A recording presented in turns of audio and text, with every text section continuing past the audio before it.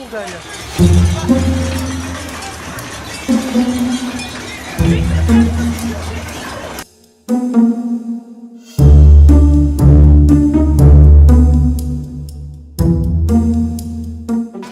years on after the 2015 earthquake, we see very little progress with the reconstruction of heritage monuments. Understandably, the government's priority has been housing and public structures, but now they are finally starting to look at the recovery of cultural heritage.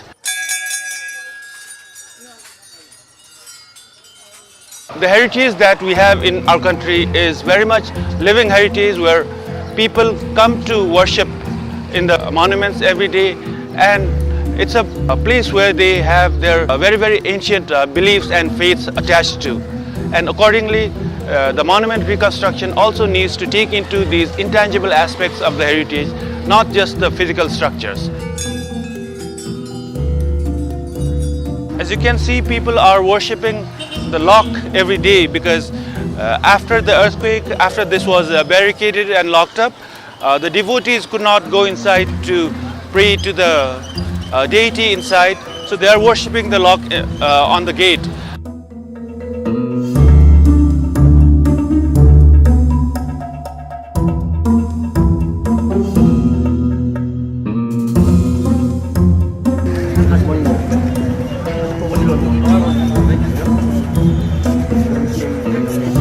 There are bulldozers going haywire all over.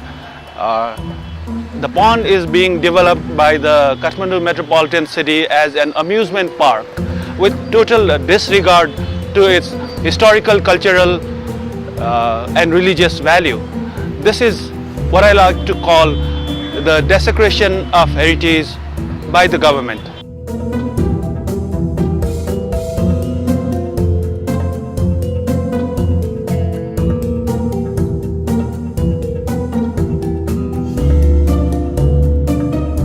The committee actually got together and decided to actually do the proper renovations. They did all of the rounds and got the paperwork together, got the technical help from the historians, researchers, architects, got the permissions and started raising funds. And they were surprised that till now the funds was the least of their problems.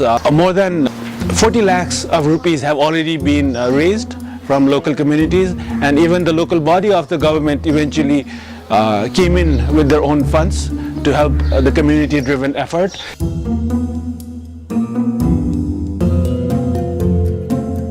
In recent months, there's been a public movement to rebuild Kathmandu with total community involvement, where the government money will not be used, but donations will be raised from as many people as possible.